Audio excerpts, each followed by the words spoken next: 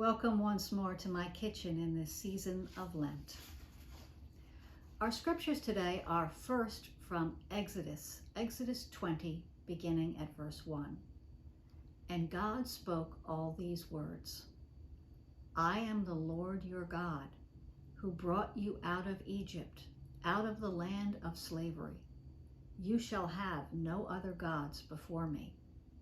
You shall not make for yourself an image in the form of anything in heaven above, or on the earth beneath, or in the waters below. You shall not bow down to them or worship them. For I, the Lord your God, am a jealous God, punishing the children for the sin of the parents to the third and fourth generation of those who hate me, but showing love to 1,000 generations of those who love me and keep my commandments. You shall not misuse the name of the Lord your God, for the Lord will not hold anyone guiltless who misuses his name. Remember the Sabbath day, keeping it holy. 6 days you shall labor and do all of your work. But the seventh day is a Sabbath to the Lord your God. On it you shall not do any work, neither you, nor your son or daughter, nor your male or female servant, nor your animals, nor any foreigner residing in your towns. For in 6 days the Lord made the heavens and the earth, the sea, and all that is in them. But he rested on the seventh day. Therefore God blessed the Sabbath day and made it holy. Honor your father and mother so that you may live long in the land the Lord your God is giving you. You shall not murder. You shall not commit adultery. You shall not steal. You shall not give false testimony against your neighbor. You shall not covet your neighbor's house. You shall not covet your neighbor's wife, or his male or female servant, his ox or donkey, or anything that belongs to your neighbor. And from the New Testament, 1 Corinthians chapter 1, beginning at verse 18. For the message of the cross is foolishness to those who are perishing, but to us who are being saved it is the power of God. For it is written, I will destroy the wisdom of the wise.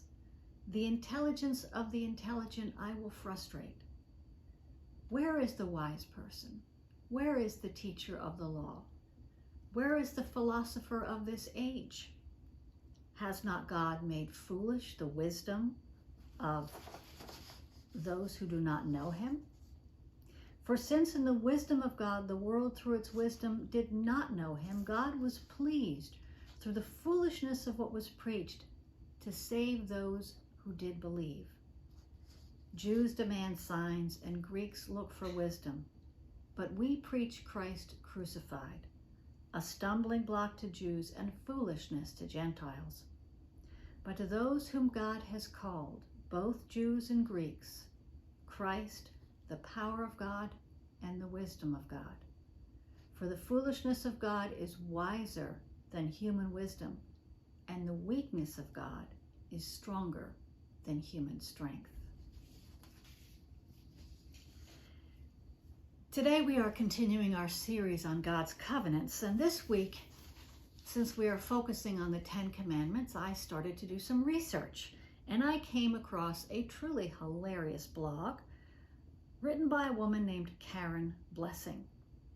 All mothers among you will no doubt relate. She offered the 10 Commandments of my home. Number 1, I am your mother. I went through hell to conceive you, used all the toilet paper in the land while carrying you, and suffered a lengthy and excruciating ordeal in order to have you. You will accept me as your mother, or I will farm you out. 2, thou shalt have no other mother beside me. I do not care how much nicer you think all of the other mothers are.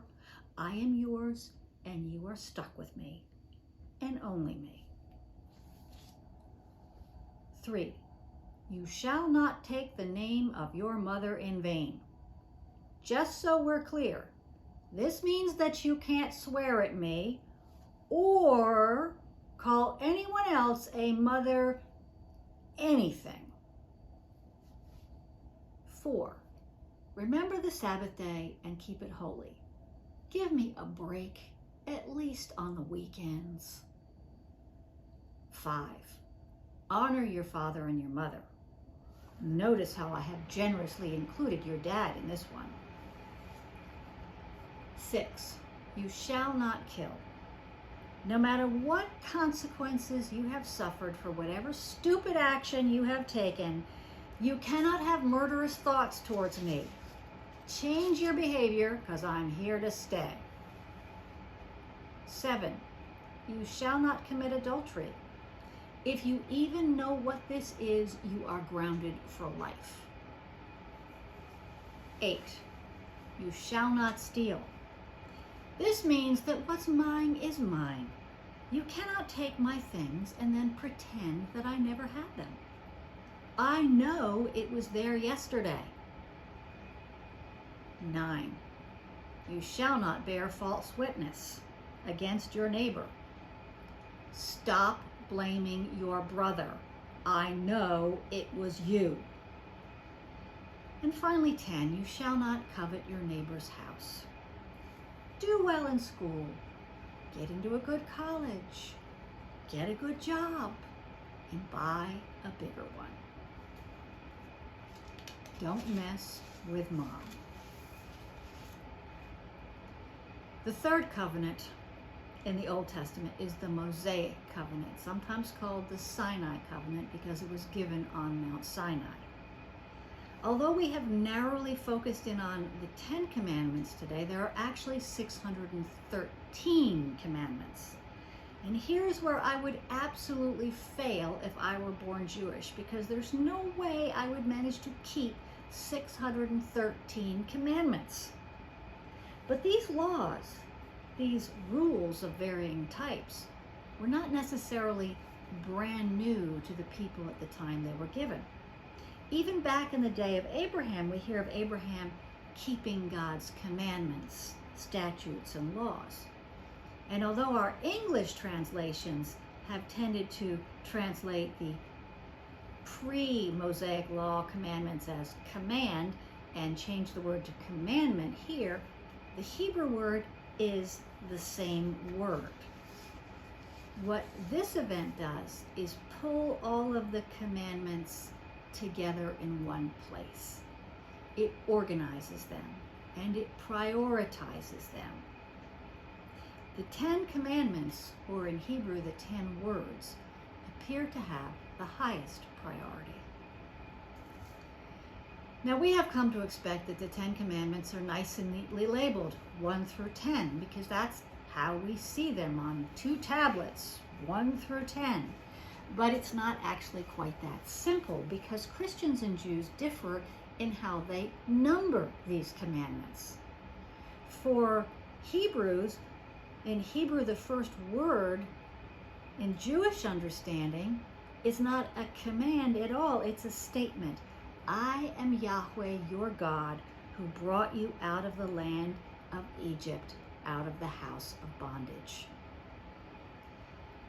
In Judaism, verses 3 to 6 are the second word. For Catholics and some Protestants, this is the first commandment.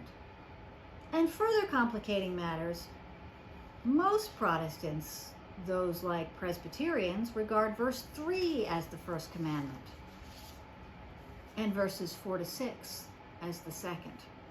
The content doesn't change. It's just the organizational assumptions.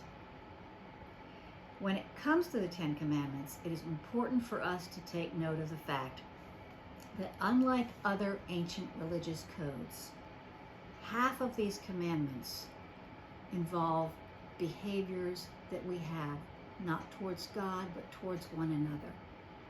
In all of the other religious groups that were contemporaneous with the Jews, the ethics, the legal stuff was separated from the religious requirements. It was as if the gods really didn't care what you did as long as you did right by them. But in Judaism, that's not the case. When the 10 Commandments are brought together, it is clear that God cares what we do. God cares how we treat one another. You cannot have one without the other. Furthermore, these commandments are part of a covenant. They are a covenant within a covenant, because the Mosaic Covenant is a covenant to the children of Abraham. And it has a context. I am the Lord your God who brought you out of the land of Egypt, out of the house of slavery. If we combine Jewish and Protestant understandings, the first commandment would be, I am the Lord your God who brought you out of Egypt, out of the land of slavery. You shall have no other gods before me. God must come first. God takes precedence over any other gods, whether they are actually viewed as gods from other cultures or whether they're things that we make into gods. It's like the exclusive claim that spouses have towards one another.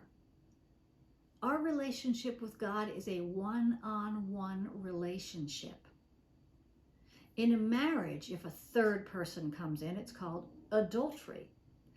In our relationship with God, if another God comes in, it's called idolatry. Following logically on from this is the command against making idols. Images of any creature, of the land, the sea, human, animal, any combination thereof, shall not be worshipped.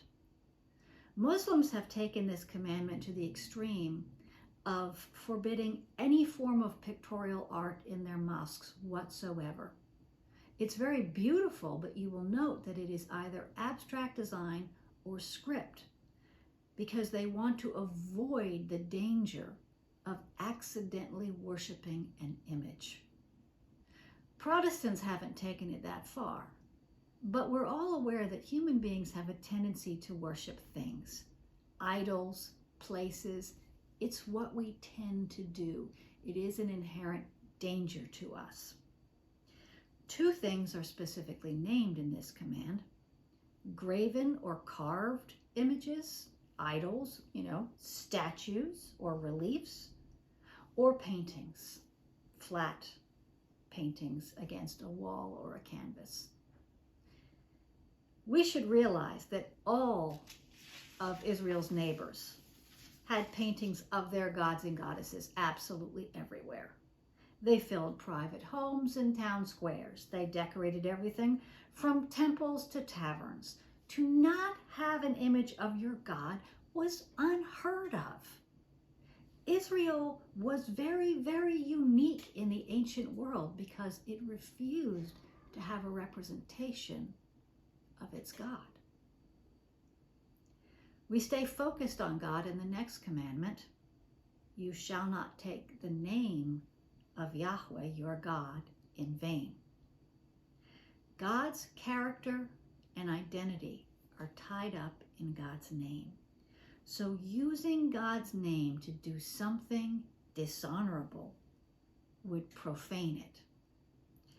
Now, God's name is believed to be so holy by Jews that they neither speak nor write it, and are probably quite appalled by me doing so now. The name Yahweh, which we're only guessing on pronunciation, means I am. But no one actually knows how it is pronounced because all we have are 4 consonants. Originally, written Hebrew only had consonants. Vowels were added much, much later.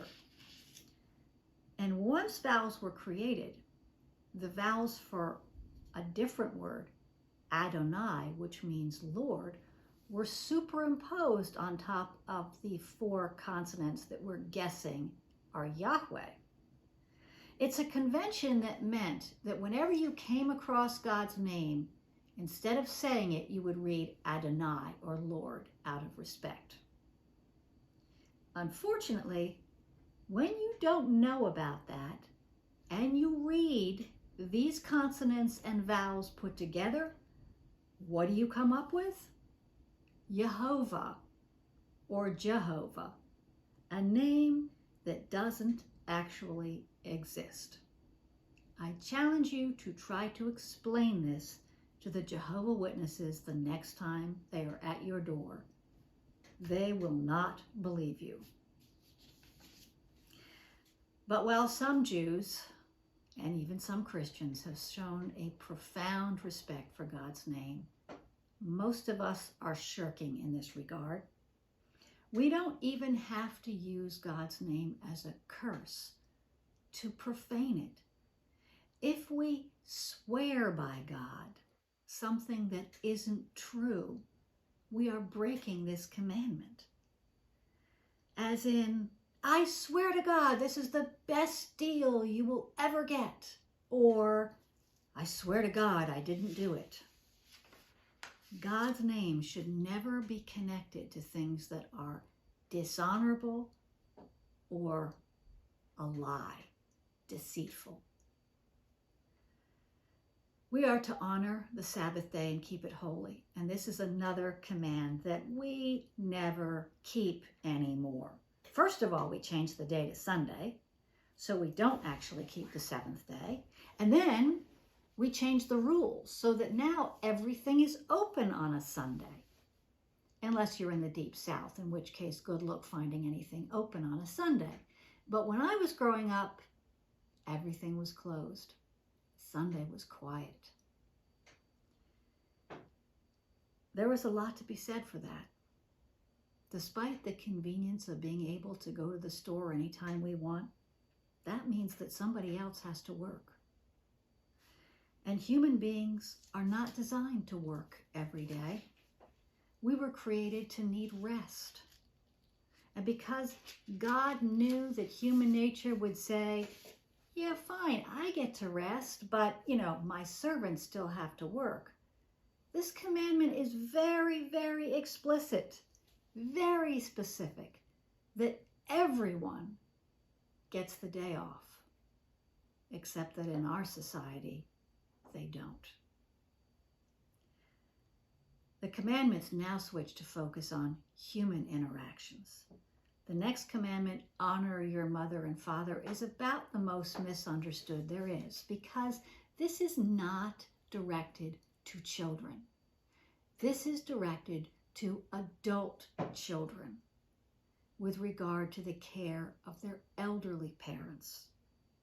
There was no Social Security back then. Nobody had an IRA or a pension.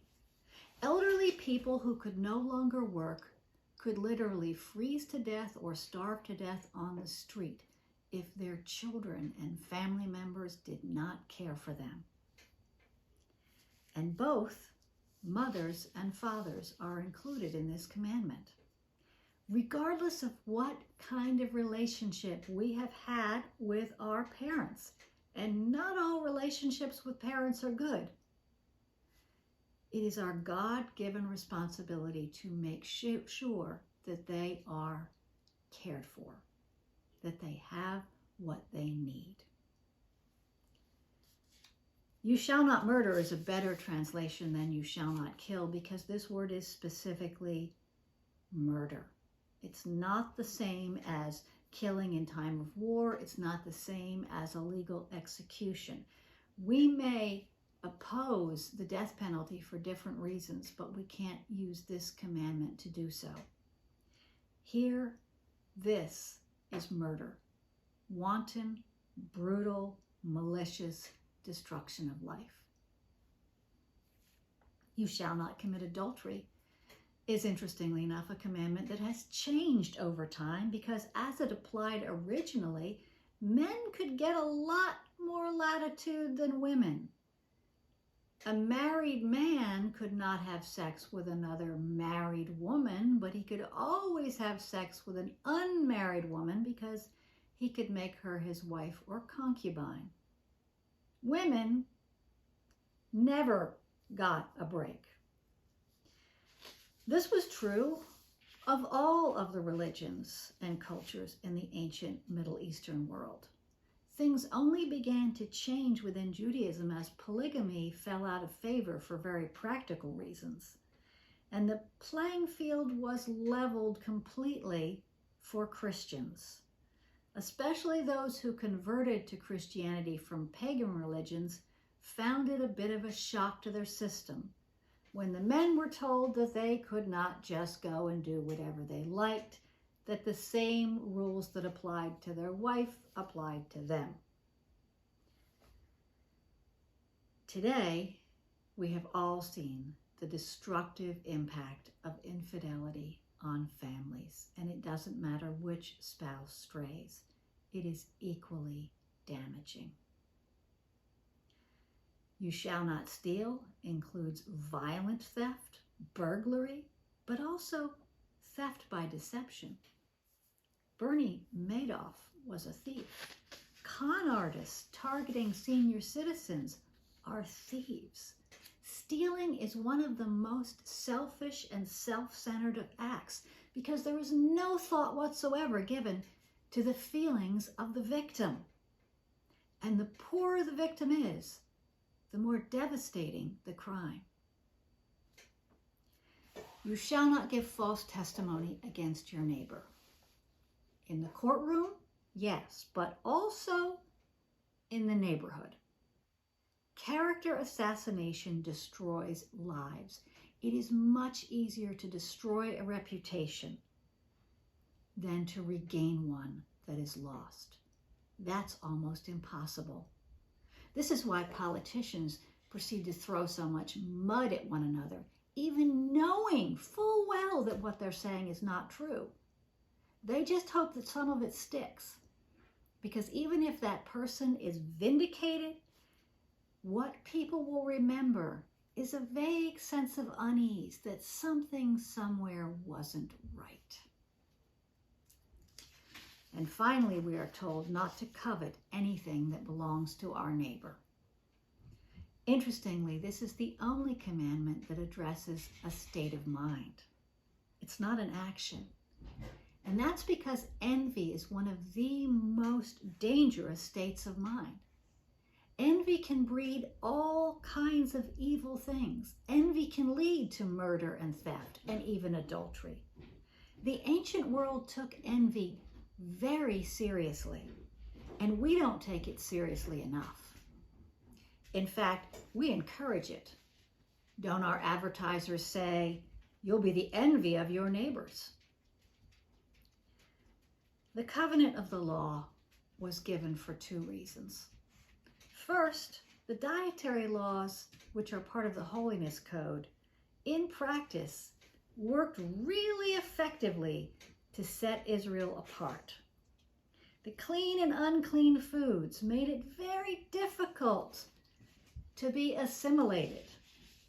Some of the other laws in the Holiness Codes make a lot less sense to us. What exactly is wrong with wearing clothing made of two different fibers? How is it that a cotton polyester blend is a sin? But the central ethical laws, the 10 Commandments, show us the nature of God. They reveal God's priorities, the things that are the most important. We may be saved by grace and not by our ability to keep the law, which is a good thing. But that doesn't mean we disregard this part of Scripture. Jesus didn't. Christians today do not keep the Old Testament law. If we're honest, we don't even keep all of the 10 Commandments. But maybe we should rethink that. Because even though we do not keep these commandments to earn our salvation, to keep them would be to live in a way that is pleasing to God. Amen.